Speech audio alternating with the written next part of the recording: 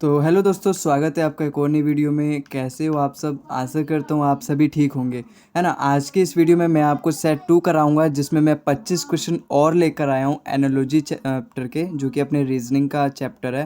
ठीक है, इससे पहले हम सेट 1 कर चुके हैं। अगर आपने वो सेट सॉल्व नहीं किया तो आप सबसे पहले उसे जाके सॉल्व करें।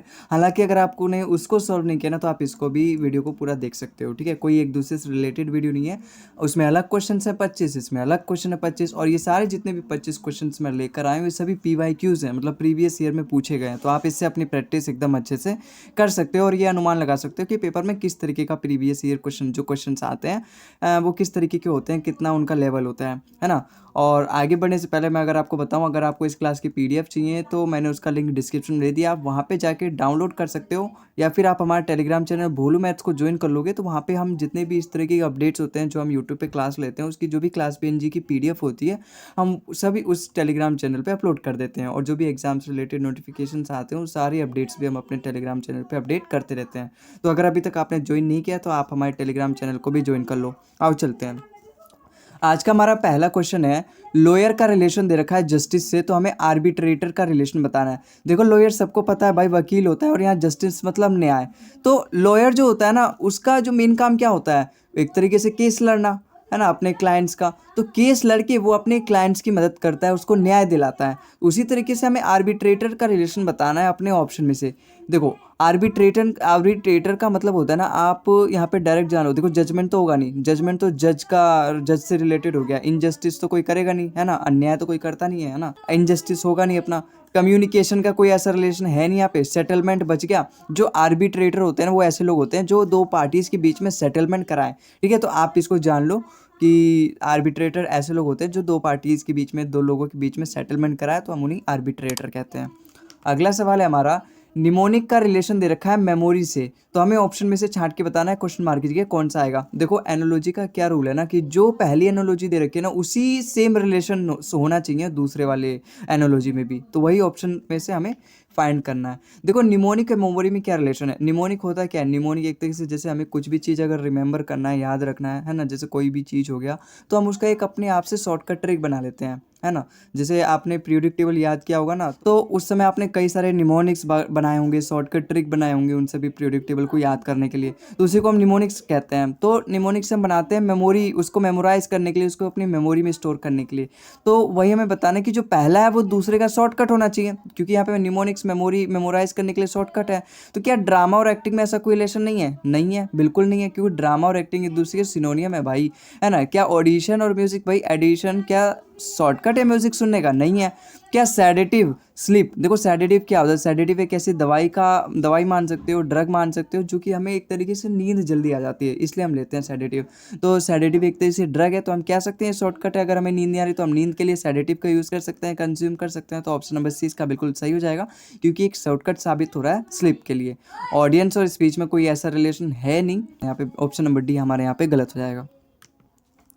अगला सवाल है हमारा, डक का रिलेशन दे रखा है क्वैक के साथ, तो हमें बर्ड का रिलेशन बताना है। देखो, देखते ही मेरे को एनालॉजी यहाँ पे पता चल गया कि जो डक होगा, देखो अगर जिसको पता भी नहीं होगा ना कि डक की आवाज़ को हम क्वैक कहते हैं, तो वो ऐसे भी देख के कर लेगा कि डक जो होता है वो क्वैक क्वैक करता है, तो बर्ड हमारा क्या करेगा? तो बर्ड हमारा चिर्प करती है, ठीक है, ग्रू ग्रू नहीं करती। ग्रू ग्रू तो कबूतर करता है, क्राई मतलब वो रोना, है ना, तो वो भी बर्ड हमारी नहीं करती। काँव काँव कौवा करता है। लेकिन जो बर्ड है ना, जो छोटे लाइक स्पैरो वगैरह हो गए, छोटे छोटे बर्ड, वो हमेशा चिर्प कहते हैं। जो भी वो बोलते हैं उनकी आवाज़ को हम चिर्प कहते हैं, कि जो बर्ड है वो चिर्प कर रही है, या फिर बर्ड इज चिर्पिंग।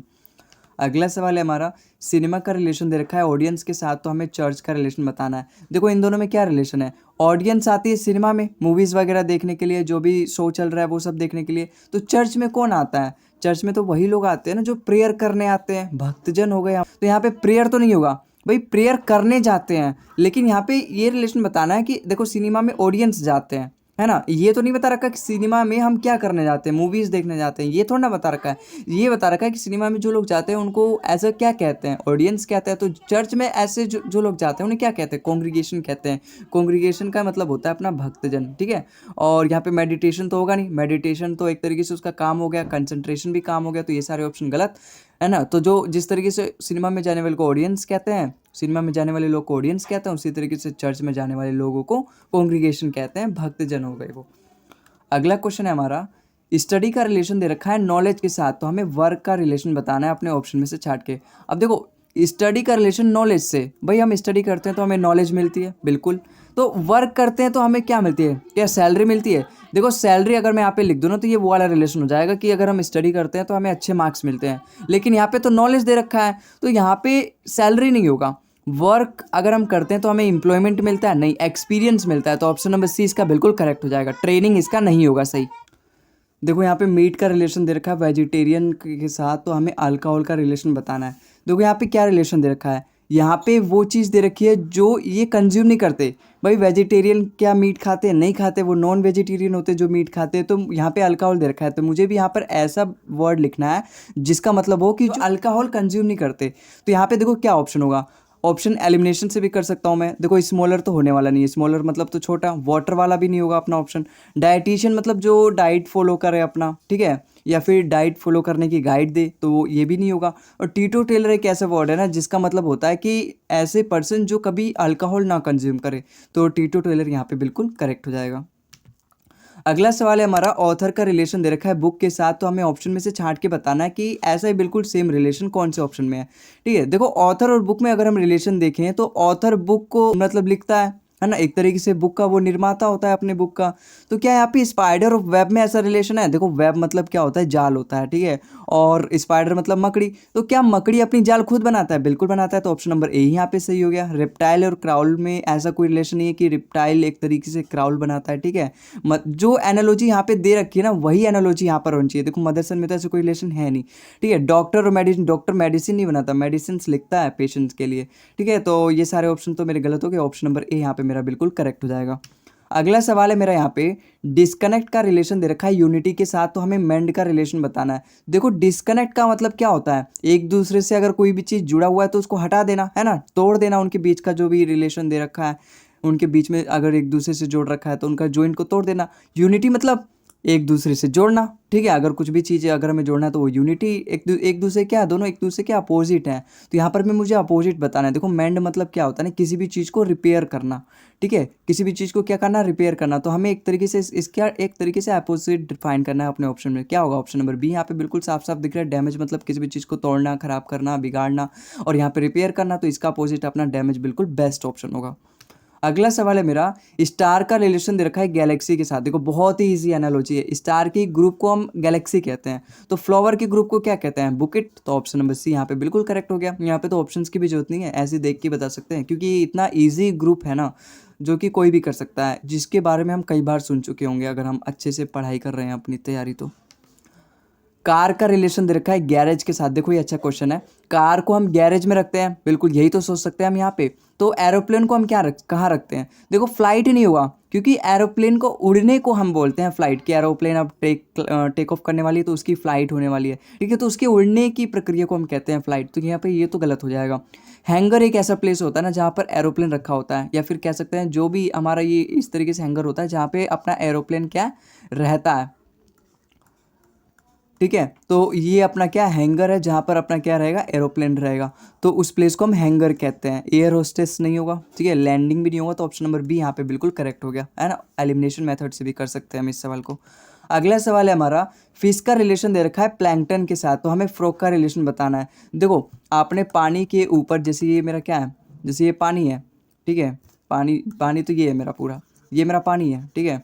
अब इसी पानी में आपने कई बार देखा होगा, जैसे जो भी छोटे छोटे तालाब होते हैं, पानी के ऊपर इस तरीके से हरे हरे कलर के प्लांट्स रहते हैं, ठीक है। तो वो छोटे छोटे एक तरीके से प्लांट स्पीसीज हैं जिन्हें मछलियाँ आके खा लेती हैं।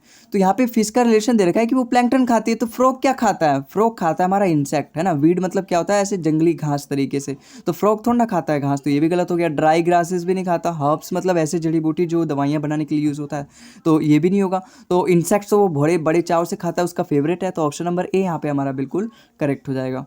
अगला सवाल है हमारा, बार्टर का रिलेशन दे रखा है कमोडिटीज़ के साथ। देखो बार्टर एक ऐसा सिस्टम था ना जो पुराने ज़माने में चलता था, जो आदिवासीज होते थे। आज के ज़माने में देखो जैसे पैसा चलता है, अगर मुझे कोई भी चीज़ चाहिए तो मैं दुकान पे जाऊँगा, पैसे दे दूँगा, वो सामान लेके आ जाऊँगा। लेकिन आदिवासी के समय इतना होशियार तो नहीं थे, वो इतना विकसित नहीं था हमारा पूरा देश, पूरा दुनिया। तो उस समय लोगों ने क्या दिमाग लगाया कि जो चीज़ मेरे पास है और जो चीज़ आपके पास है, तो एक दूसरे से एक्सचेंज कर लेंगे। जैसे मेरे पास चावल है, आपके पास गेहूँ है, और मुझे गेहूँ चाहिए, आपको चावल चाहिए, तो हम एक दूसरे से एक्सचेंज कर लेंगे, दोनों की जो ज़रूरतें हैं वो पूरी हो जाएंगी। लेकिन इसकी एक लिमिटेशन ये थी कि जो चीज़ मुझे चाहिए ना वही आपके पास होनी चाहिए। जैसे मुझे गेहूँ चाहिए लेकिन आपके पास दाल है, फिर थोड़ा ना लूँगा मैं, फिर थोड़ा ना अपना चावल देके आपका दाल लूँगा, मुझे तो गेहूँ चाहिए ना। तो वो एक तरीके से लिमिटेशन थी कि इसका हम फ़ायदा नहीं उठा पा रहे थे। कई बार हमें दिक्कतों का सामना करना पड़ता था, कई बार हम एक्सचेंज नहीं कर पाते थे क्योंकि हमें जो हमें चाहिए वो नहीं मिलता था। तो फिर वहाँ से करेंसी का जन्म हुआ, वहाँ से पैसों का जन्म हुआ। ठीक है, तो वही रिलेशन देखो यहाँ पे क्या रिलेशन हो सकता है कि हम बार्टर सिस्टम से कमोडिटीज़ को एक्सचेंज करते थे। कमोडिटीज़ मतलब वो सारे आर्टिकल्स, वो सारे प्रोडक्ट, वो सारी चीज़ें जिनको हम एक्सचेंज करते थे। तो क्या यहाँ पे ट्रीट और डिजीज़ में भी ऐसा रिलेशन है कि एक दूसरे से भाई ट्रीट मतलब डिजीज़, डिजीज़ मतलब बीमारी, उसको ट्रीट करना, तो कोई यहाँ पे एक्सचेंज वाला तो रिलेशन है नहीं। डिबेट और डिस्कशन, भाई डिबेट में हम डिस्कशन ही तो करते हैं, कोई एक्सचेंज वगैरह थोड़ा ना कुछ करते हैं, तो ऑप्शन नंबर बी तो गलत हो गया। मूवमेंट और ट्रैफिक में भी ऐसा कोई रिलेशन नहीं है एक्सचेंज वाला। लेकिन यहाँ देखोगे ना कोरस्पॉन्ड और लेटर्स, तो इसका मतलब ये है कि हम इस लेटर की जगह इस लेटर को यूज़ कर सकते हैं, तो यहाँ पे एक्सचेंज वाली बात थोड़ी बहुत हो रही है। तो सबसे बेस्ट आंसर हमें अपना ढूंढना पड़ता है, सबसे बेस्ट ऑप्शन हमें जो होगा वो ऑप्शन नंबर डी यहाँ पे बिल्कुल करेक्ट होगा। अगला सवाल है हमारा, डम्बनेस का रिलेशन दे रखा है स्पीच के साथ। देखो यहाँ पे क्या दे रखा है भाई, डम्ब मतलब क्या होता है, इनएबिलिटी टू स्पीक, मतलब मैं सही से अगर बोल नहीं पा रहा है ना, जैसे मतलब एक तरीके से डिसेबिलिटी, तो उसे हम डम्बनेस कहते हैं। स्पीच मतलब बोलना, भाई बोलने को ही तो रिप्रेजेंट करता है स्पीच, तो हम सही से अगर बोल नहीं पाते तो एक तरीके से बीमारी है। डम्बनेस अगर हम नहीं बोल पाते तो वो स्पीच से रिलेटेड बीमारी है। तो ऐसी मेमोरी की कौन सी बीमारी होती है, जैसे सैयारा मूवी आपने देखी हो, तो उस लड़की को भी एक मेमोरी लॉस वाली बीमारी होती है। तो वो एमनेसिया नहीं, वो तो कोई और सी बीमारी थी, ठीक है, एग्जैक्टली मुझे याद नहीं आ रहा। तो यहाँ पे भी जो मेमोरी से रिलेटेड होता है, जिसमें हमारी मेमोरी जो होती है उतनी स्ट्रांग नहीं रहती, वो वीक होते जाती है, तो उस बीमारी को हम एमनेसिया कहते हैं। तो यहाँ पे इसका correct answer option number B हो जाएगा। अगला सवाल है हमारा, विश का रिलेशन दे रखा है डिज़ायर के साथ। देखो विश मतलब भी इच्छा और डिज़ायर मतलब भी इच्छा, एक दूसरे क्या है, ये सिनोनियम्स दे रखे हैं। ठीक है, तो हमें वो ऑप्शन में से ऐसा फाइंड करना है जो एक दूसरे के सिनोनियम्स हो। क्या रन और राइड होगा, नहीं, राइड मतलब गाड़ी वगैरह पे राइड करना, रन मतलब दौड़ना, ड्राइव और स्पीड भी नहीं है ना। मॉर्निंग इवनिंग तो एक दूसरे के अपोजिट हो गए, कूल और कोल्ड दिख रहे हैं, तो ऑप्शन नंबर डी यहाँ पे बिल्कुल एक दूसरे के क्या है, सिनोनियम्स है, तो ऑप्शन नंबर डी यहाँ पे बिल्कुल मेरा करेक्ट हो जाएगा। अगला सवाल है मेरा, हीट और सन। क्या यहाँ पे सोच सकते हैं हम, सन से हमें हीट मिलती है, गर्मी मिलती है, तो क्या टेरिस से हमें होम मिलता है, नहीं भाई। कार से हमें राइड मिलता है, देखो कार से हमें राइड मिलता नहीं, कार से हम राइड कर सकते हैं, है ना, कार से हमें राइड मिलता नहीं है। ह्यूमिडिटी से हमें एटमॉस्फेयर मिलता है, नहीं भाई। फ्रूट खाने से हमें विटामिन मिलता है। तो कुछ लोग अगर कंफ्यूज हो सकते हैं ना ऑप्शन नंबर बी और ऑप्शन नंबर डी में, तो ऑप्शन नंबर डी यहाँ पे अगर आप थोड़ा सा एक बार और पढ़ोगे तो ऑप्शन नंबर डी यहाँ पे इसका बेस्ट आंसर आपको नजर आएगा। ठीक है, फ्रूट खाने से हमें विटामिन मिलता है, तो ऑप्शन नंबर डी यहाँ पे बिल्कुल इसका करेक्ट हो जाएगा। अगला सवाल है हमारा, रूम का रिलेशन दे रखा है सीलिंग के साथ, तो हमें माउथ का रिलेशन बताना है। देखो जैसे ये अपना क्या है, ये अपना घर है, और इसके ही ऊपरी वाले हिस्से को हम क्या कहते हैं, सीलिंग कहते हैं।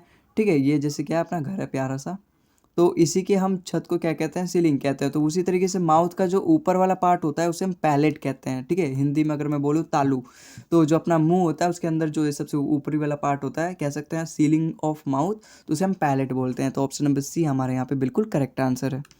अगला सवाल है हमारा, ट्यूसडे का रिलेशन दे रखा है मार्स के साथ, तो हमें थर्सडे का रिलेशन बताना है। ये तो एक टेबल है जिसको आपको याद करनी पड़ेगी। देखो ट्यूसडे को हम मार्स कहते हैं, तो थर्सडे को हम कहते हैं जुपिटर। ठीक है, ये एक तरीके से क्या है, पूरे ग्रह हैं जो कि अलग अलग हमारे संडे मंडे ट्यूसडे वो वीक्स नेम उनको रिप्रेजेंट करते हैं। तो थर्सडे हमारा किसके लिए, किसको रिप्रेजेंट करता है, अपने जुपिटर को।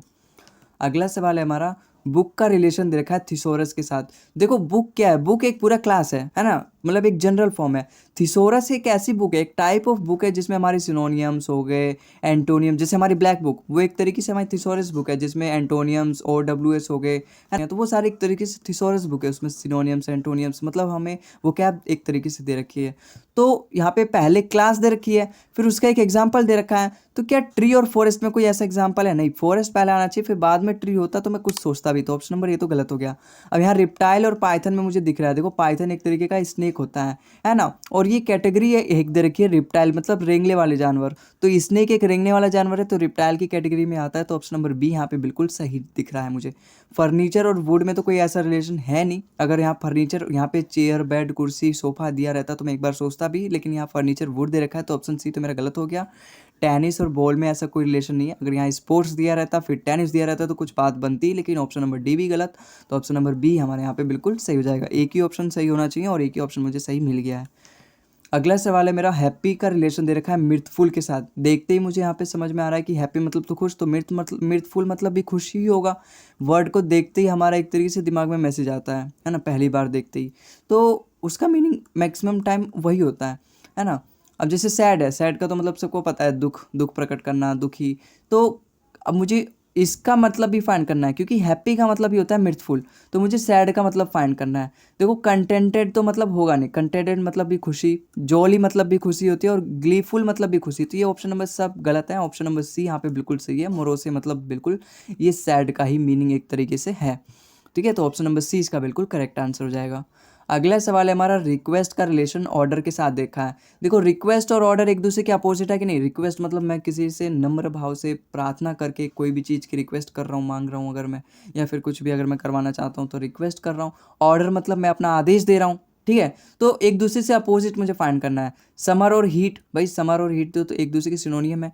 क्लीन और वाश भी एक दूसरे के सिनोनियम है। थिंक और थॉट भी सिनोनियम है। लेकिन विस्पर मतलब होता है धीरे से बोलना। जैसे मैं आपसे बोलूँ ऑप्शन डी अपना करेक्ट होगा, तो विस्पर मैंने अभी किया। साउट मतलब ऑप्शन डी अपना करेक्ट होगा, तो मैंने एक बार धीरे से बोला ऑप्शन, और साउट मतलब तेज बोला, तो एक दूसरे के क्या है, ये अपोजिट है। और मुझे भी तो अपोजिट ही बताना है, क्योंकि अपोजिट है, सेम एनालॉजी होनी चाहिए ना, सेम रिलेशन होना चाहिए। तो ऑप्शन नंबर डी यहाँ पे बिल्कुल मेरा करेक्ट हो जाएगा।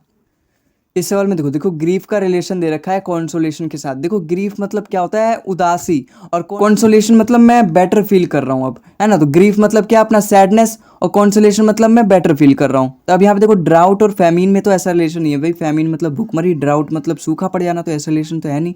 हैप्पीनेस और एक्साइटेशन में तो एक तरीके से ऐसा कोई रिलेशन नहीं भाई। मैं हैप्पीनेस, खुश हूँ, एक्साइट हूँ, तो कोई मुझे रिलीफ थोड़ा ना मिल रहा है, कोई दुख प्रकट कर रहा हूँ। तो प्लैनेट और रिवोल्यूशन में भी ऐसा रिलेशन नहीं है, तो option number A B C तो गलत हो गया। लेकिन पेन देखो, पेन मतलब क्या होता है, अपना दर्द।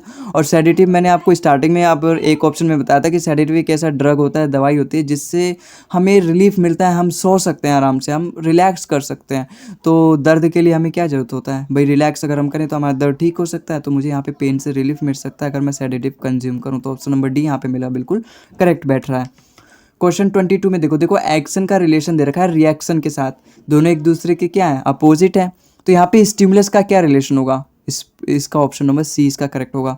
क्योंकि यहाँ पे देखो ना, एक्शन मतलब रिएक्शन, मैंने अगर एक्शन किया तो मुझे सामने से रिएक्शन मिलेगा। उसी जैसे आपने एक बचपन में पढ़ा होगा, एक अपना एक पौधा होता है ना, टच मी नोट, ठीक है, या फिर टच मी नोट है जैसे ये, जैसे ही मैं इसे टच करूँगा ना तो वो मुरझा जाएगा, वो अपने आप को बंद कर लेगी एक तरीके से, उसके जो पत्ते होते हैं। तो जब मैंने उसको टच किया तो उसने कुछ रिस्पॉन्स दिया, है ना। तो वही जैसे इस स्टिमुलस आखिर होता है क्या है, उसको सेंसेशंस फील हो रही हैं, ठीक है। और जब उसने उसके बदले में उसने रिस्पॉन्स किया, तो ऑप्शन नंबर सी इसका बिल्कुल करेक्ट हो जाएगा कि मुझे उसके बदले कुछ मिला, कुछ रिस्पॉन्स मिला, ठीक है। जब मैंने कुछ एक्शन लिया तो मुझे रिएक्शन भी मिला, तो स्टिमुलस का करेक्ट आंसर रिस्पॉन्स हो गया। अगला सवाल मुझे दे रखा है, जियोलॉजी का रिलेशन दे रखा है रॉक के साथ। यहाँ पे देखो रॉक की स्टडी को ही मैं बोलता हूँ अपना जियोलॉजी। तो साइटोलॉजी किसके स्टडी को बोलता हूँ, सेल्स के। ये क्लास 9 चैप्टर 6 में भी पहली लाइन में लिखा है कि cytology is the study of cells, ठीक है। अगर आपने नहीं पढ़ी तो अभी आप जान लो कि साइटोलॉजी मतलब होता है स्टडी ऑफ सेल्स। तो ऑप्शन नंबर बी यहाँ पे बिल्कुल करेक्ट हो जाएगा। अगला सवाल है हमारा, मेमोरी का रिलेशन दे रखा है एमनीसिया के साथ। देखो अभी मैंने कुछ क्वेश्चंस पहले ही बताया था कि मेमोरी एक एमनीसिया एक दूसरी, एमनीसिया की एक बीमारी है जिसमें हमारी मेमोरी वीक होने लगती है। तो क्या कोलेरा और एपिडेमिक में ऐसा कोई रिलेशन नहीं भाई। एपिडेमिक मतलब एक ऐसी महामारी, तो कोलेरा तो एक डिजीज़ है, तो उसकी कैटेगरी तो ना बताइए। महामारी तो सबके लिए जनरल है ना भाई। अगर मैं टाइफाइड बोलूँ तो, या फिर कोई दूसरी बीमारी का भी नाम, जैसे कोरोना हो गया, वो भी एक जैसे एपिडेमिक है। लेकिन यहाँ मेमोरी से रिलेटेड बीमारी का नाम बता रखा है, तो कोलेरा से भी रिलेटेड कुछ बताना चाहिए ना। तो एपिडेमिक तो सबके लिए है, तो ये तो गलत हो गया। ओल्ड एज, सैनिलिटी, यहाँ पर भी कोई ओल्ड एज है ना, मतलब कोई बीमारी थोड़ी ना। ओल्ड एज से तो सैनिलिटी मतलब कमजोरी आती है, तो ऑप्शन नंबर बी तो गलत हो गया। ऑडिशन और हियरिंग में भी ऐसा कोई रिलेशन नहीं है, ठीक है। लेकिन विजन और ब्लाइंडनेस में देखो ना, ब्लाइंडनेस मतलब आपको अब कम दिखाई दे रहा है या फिर दिखाई नहीं दे रहा। विजन मतलब हमारी जो तेज है देखने की, जो जो अपनी शक्ति है वो अब कम हो रही है। तो ऑप्शन नंबर डी यहाँ पे एक बीमारी है, विजन मतलब ब्लाइंडनेस, और विजन के रिलेटेड दे रखी है बीमारी। तो ऑप्शन नंबर डी यहाँ पे बिल्कुल करेक्ट हो जाएगा।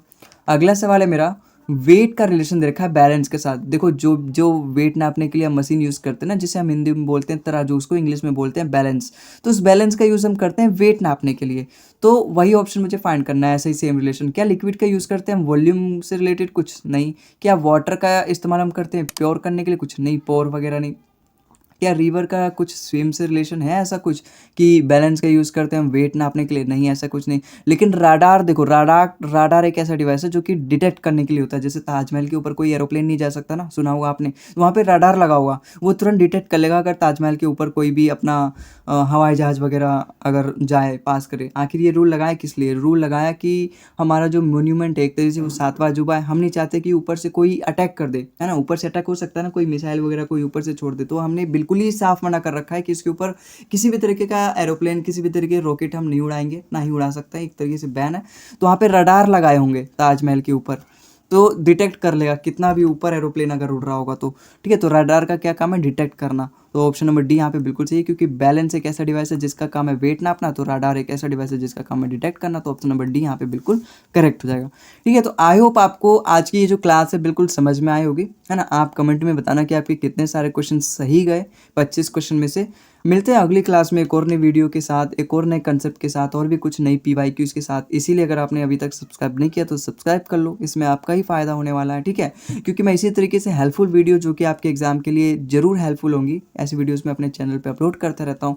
अगर आपको इस क्लास की PNG चाहिए तो आप हमारे टेलीग्राम चैनल भोलू मैथ्स को ज्वाइन कर सकते हो, जिसका लिंक मैंने डिस्क्रिप्शन में भी दे रखा है, ताकि आप डायरेक्टली ईजिली से वहाँ पर जाके एक्सेस कर पाओ। ठीक है, तो अगली क्लास में मिलते हैं, तब तक के लिए tata, bye bye and thank you for watching the video.